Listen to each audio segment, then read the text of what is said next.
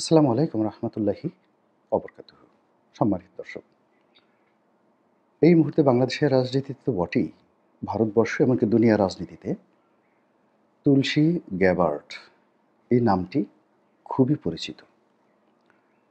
মার্কিন প্রশাসনের গোয়েন্দা দপ্তরের সর্বোচ্চ পদে কোনো ভদ্রমহিলা ইতিপূর্বে এভাবে আসেননি। এক, ২ নম্বর হলো তুলসী গ্যাবার্ড হিন্দু ধর্মের প্রতি অনুরক্ত এবং ভারতীয় যে হিন্দুত্ববাদী সংগঠন যেটি আমেরিকাতে খুবই শক্তিশালী এবং ইউরোপে খুবই শক্তিশালী, সেটা হলো ইসকন। বাংলাদেশেও আছে। তিনি সেই ইসকনের একজন কট্টর অনুসারী তুলসী গ্যাবার্ড। ব্যক্তিগত জীবনে খুবই রাফ এবং টাফ। অনেকটা ডোনাল্ড ট্রাম্প বা ইলন মাস্কের মতোই খ্যাপাটে। তো তিনি যখন এই দায়িত্বে এলেন, তখনই আমরা যারা বাংলাদেশের লোকজন আমরা ধরে নিয়েছিলাম যে জুলাই আগস্ট বিপ্লবের পর বাংলাদেশের সংখ্যালঘু ইস্যুতে পশ্চিমা দুনিয়া যে সকল কথাবার্তা বলছে, সে সকল কথাবার্তাকে তুলসী গ্যাবার্ড তার পক্ষে নেবেন এবং তিনি এই সংখ্যালঘুদের বিষয়টি নিয়ে বাংলাদেশকে বিপদে ফেলবেন। দ্বিতীয়ত, তিনি যেহেতু গোয়েন্দা সংস্থাগুলোর প্রধান, অর্থাৎ সিআইএ, এফবিআই থেকে শুরু করে মার্কিন যুক্তরাষ্ট্রের যে প্রায় ১০০-র মতো গোয়েন্দা সংস্থা রয়েছে, তো এই সেন্ট্রাল গোয়েন্দা সংস্থায় প্রেসিডেন্ট ডোনাল্ড ট্রাম্পের পরেই যার অবস্থান, তিনি হলেন তুলসী গ্যাবার্ড। তুলসী গ্যাবার্ডের সঙ্গে নরেন্দ্র মোদীর খুব ভালো সম্পর্ক, অমিত শাহের আরও ভালো সম্পর্ক। কাজেই সাইড লাইনে শেখ হাসিনার সঙ্গে তার ভালো সম্পর্ক থাকবে, কিংবা সজীব ওয়াজিদ জয়ের সঙ্গে তার পরিচয় থাকবে বা থাকতে পারে, এটি খুবই স্বাভাবিক। এর কারণ হলো যে Tulsi Gabbard all on a sudden আমাদের বাংলাদেশে যারা এই মুহূর্তে উপদেষ্টা হয়েছেন তাদের মতো নয়। তার বর্ণাঢ্য সৈনিক জীবন রয়েছে, রাজনীতিতে তার বর্ণাঢ্য জীবন রয়েছে এবং সেই জীবনের কোনো ফাঁকে যেহেতু আওয়ামী লীগ তাদের পক্ষে কাজ করার জন্য বিভিন্ন লবিস্ট ফার্মকে নিয়োগ দিয়েছে, এরকম কোনো লবিস্ট ফার্মের মাধ্যমে তুলসী গ্যাবার্ডের সঙ্গে যদি আওয়ামী লীগের সিনিয়র নেতৃবৃন্দের পরিচয় হয়, হৃদ্যতা হয়, সম্পর্ক হয়, এটা অস্বাভাবিক কিছু নয়। ফলে কি হলো, তুলসী গ্যাবার্ডের নিয়োগকে কেন্দ্র করে দেশের মধ্যে যারা আওয়ামী লীগ রয়েছেন তারা, দেশের বাইরে যারা পালিয়ে আছেন তারা, এবং আওয়ামী লীগ করেন না কিন্তু আওয়ামী লীগের প্রতি সহানুভূতিশীল তারা ভীষণ রকম উত্তেজিত, আনন্দে উদ্বেলিত যে তুলসী গ্যাবার্ডকে দিয়ে এবার একটা দফা রফা করা যাবে। দ্বিতীয়ত, তুলসী গ্যাবার্ড, ইলন মাস্ক এবং ডোনাল্ড ট্রাম্প, এই তিনজন ব্যক্তির সঙ্গে বর্তমান ইউনূস সরকারের কোনো ভালো সম্পর্ক নেই এবং যারা উপদেষ্টা হয়েছেন তাদের সঙ্গে তো প্রশ্নই আসে না। কেননা এই উপদেষ্টারা কেউ শিক্ষক, কেউ পরিবেশকর্মী, তাদের একটা লেভেল আছে। ওই লেভেলের বাইরে তারা কিছুই করেননি। তারা শুধু খেয়েছেন, ঘুমিয়েছেন আর তাদের যে পেশা ছিল বা শ্রেণী ছিল, সেখানে তারা সেই শ্রেণী পেশার কাজ করেছেন। কিন্তু রাজনীতিবিদরা যেভাবে সারাদিন টরে টক্কা কিংবা সারাদিন টোটো করে ঘুরে বেড়ায় কিংবা টোটো কোম্পানির ম্যানেজার হিসেবে কাজ না থাকলেও 18 ঘন্টা ব্যস্ততা দেখায়, এইরকম এখন উপদেষ্টা মণ্ডলীদের কারোর মধ্যে ওই টোটো কোম্পানির ম্যানেজারশিপের অভিজ্ঞতা নেই। ফলে একজন রাজনীতিবিদ ঢাকা শহরের পতিতাবৃত্তি, গাঁজা, মদ, ফেনসিডিল এইগুলো থেকে শুরু করে অলি আল্লাহ, গাউস কুতুব, পীর মাশায়েখের দরবার, মাজার তারা ভালো জানে। তারা আন্ডারওয়ার্ল্ডের ডন যারা আছেন, কথায় কথায় খুন করেন, তাদের সাথে ওঠা বসা করেন। আবার একই সঙ্গে তরকারি বিক্রেতা, রিকশাওয়ালা, এদের সঙ্গে তাদের হৃদ্যতা অনেক বেশি। তাদের সঙ্গে কূটনীতিবিদদের ভালো সম্পর্ক রয়েছে, দেশের বাইরে তারা নির্বিঘ্নে যাতায়াত করেন, তাদের অর্থনৈতিক সঙ্গতি রয়েছে। ফলে পলিটিশিয়ান যারা আছে, এটা ইউনিক ক্রিয়েচার।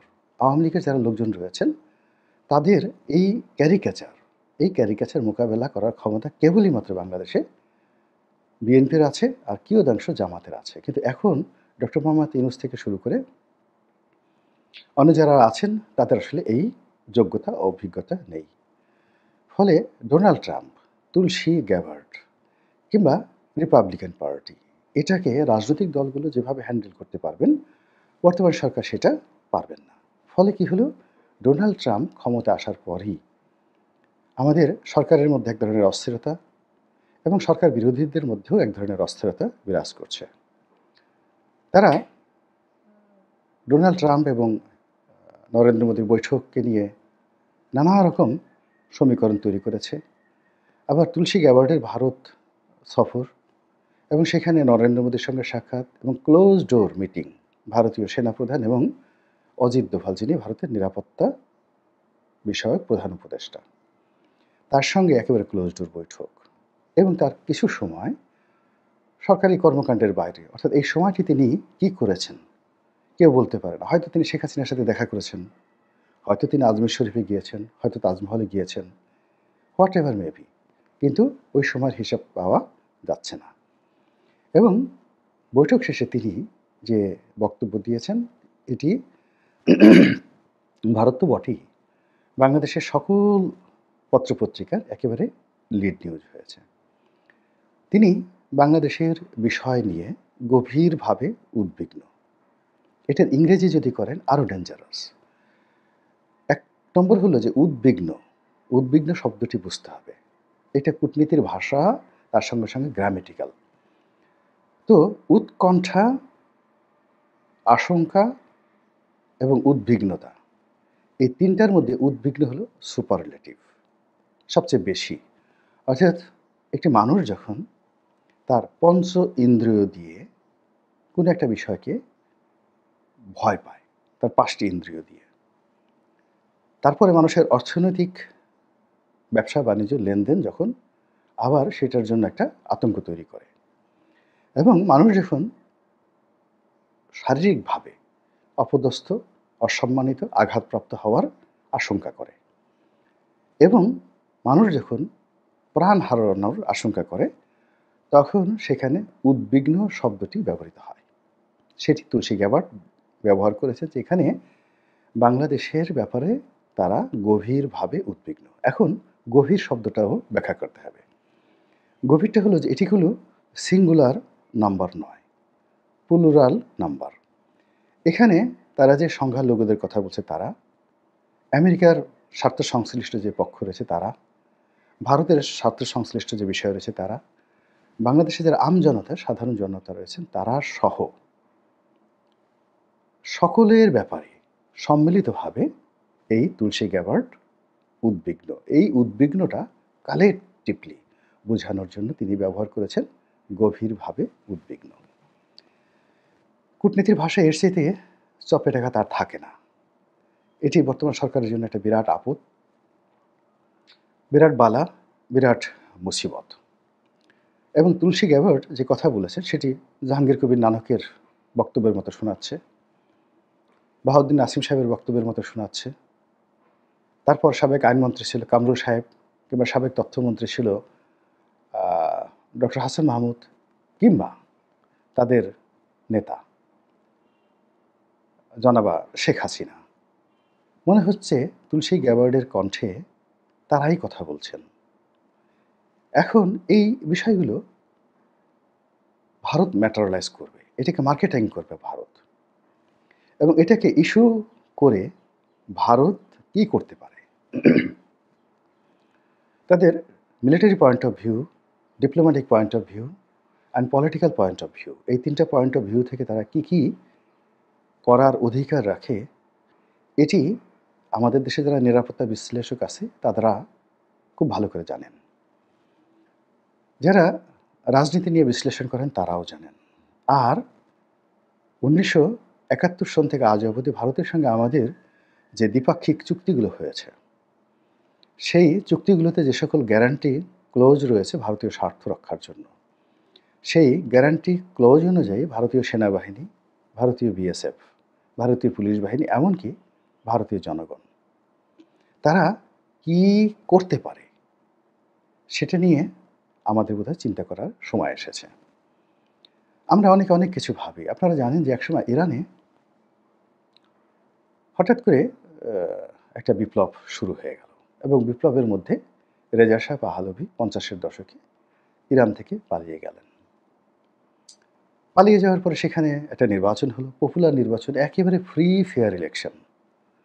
আমাদের বাংলাদেশে ধরুন ১৯৯১ সালে যেমন নির্বাচন হয়েছে, ৯৬ তে হয়েছে, ঐরকম ফ্রি ফেয়ার নির্বাচন হলো এবং সেই নির্বাচনে মিস্টার মোসাদ্দেক ইরানের প্রধানমন্ত্রী হিসেবে ক্ষমতা লাভ করলেন। কিন্তু পরিস্থিতি এমন একটা পর্যায়ে আমেরিকা নিয়ে গেল। মোসাদ্দেক ক্ষমতায় থাকতে পারলেন না এবং রেজা শাহ পাহলভি আবার ক্ষমতায় এলেন। এটি ৫০-এর দশক থেকে আবার তাকে অলমোস্ট প্রায় ২৭-২৮ বছর আবার তাকে ক্ষমতায় রেখেছিল। আয়াতুল্লাহ খমেনি এসে দ্বিতীয়বার তাকে পদচ্যুত করেন। এরকম অনেক ইতিহাস রয়েছে।